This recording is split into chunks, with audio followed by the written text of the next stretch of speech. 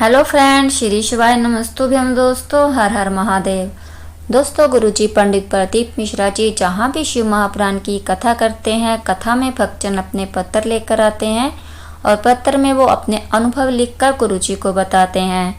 ऐसे ही देव महादेव शिव महापुराण की कथा में दीपक जी पत्र लेकर आए, जिसमें उन्होंने लिखा कि लोग कहते हैं कि कथा पंडाल में बैठकर कथा सुनने से क्या होता है, वहां बैठकर श्री शिवाय नमस्तुभ्यम बोलने से क्या होता है, कथा पूर्ण होने के बाद उसकी रज को माथे पर लगाने से क्या होता है। मैं उनको बताना चाहूँगा, अगर जो मंत्र भी याद है आपको, वो मंत्र बोलकर भी प्रार्थना कर लो तो बाबा जरूर सुनता है। मेरा भाई 2 वर्षों से बैंकों की सरकारी नौकरी की तैयारी कर रहा था, पर उसकी कहीं पर भी सरकारी नौकरी नहीं लग रही थी। मैंने उससे कहा, कथा पंडाल में चलकर सेवा प्रदान करो। उसने ऐसा ही किया। मैंने उससे ये भी कहा कि कथा पंडाल में कहीं कोने में बैठकर कथा सुन लेना।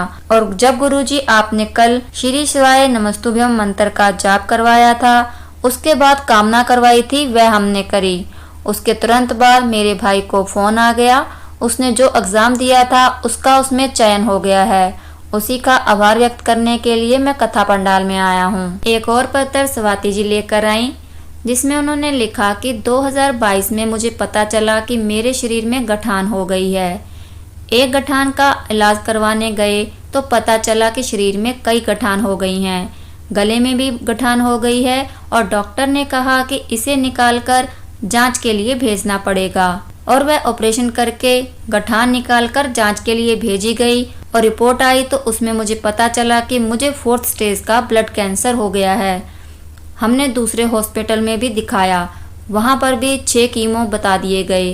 तभी मेरी पड़ोसन ने मुझे शिव मंदिर जाने को कहा, बाबा से निवेदन करने को कहा, शिवलिंग पर जल चढ़ाकर उसका आचमन करने को कहा, बेलपत्र को खाने को कहा। मैंने मेरे परिवार से कहकर सीहोर कुबेश्वर धाम से रुद्राक्ष को मंगवा लिया।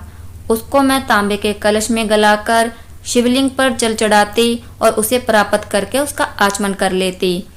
और हम फिर जांच कराने के लिए दोबारा गए तो डॉक्टर ने कहा कि ब्लड कैंसर नहीं है। उसी का आभार व्यक्त करने के लिए मैं कथा पंडाल में आई हूँ। एक और पत्र वैष्णवी जी लेकर आई।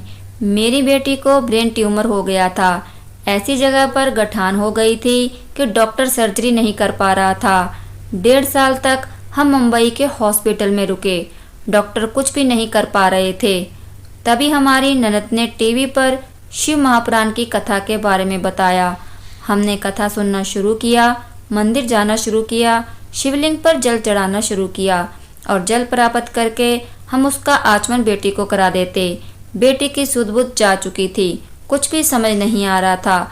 अब मेरी बेटी की तबीयत में धीरे धीरे सुधार आने लगा है, धीरे धीरे ठीक होने लगी है।